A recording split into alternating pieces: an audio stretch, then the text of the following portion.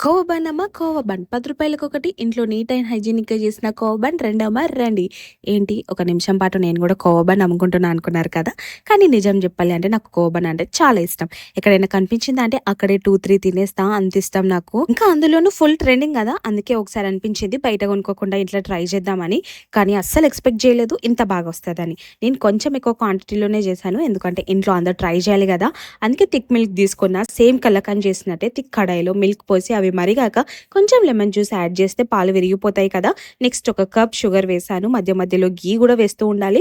Important ఏంటి అంటే కంటిన్యూస్‌గా కలుపుతూనే ఉండాలి. లేదంటే అడుగు పట్టేస్తుంది. కొంచెం టైం తర్వాత మన కోవా మిక్చర్ పర్ఫెక్ట్ కన్సిస్టెన్సీలోకి వస్తుంది. చాలా మంచి స్మెల్ వస్తుంది అప్పుడే. నెక్స్ట్ బయట దొరికే బన్స్ తీసుకొని మధ్యలో కట్ చేసి ఫ్రెష్‌గా చేసిన కోవాని అప్లై చేసి శాండ్విచ్‌లా క్లోజ్ చేసి టేస్ట్ చేశాను. అసలు సూపర్‌గా ఉంది. కానీ నాకు కొంచెం స్వీట్ తక్కువైంది అనిపించింది. ఇంకా షుగర్ ఉంటే ఇంకా అదిరిపోయేది. ఇంట్లో ట్రై చేసి చూడండి. చాలా సింపుల్, చాలా టేస్టీ.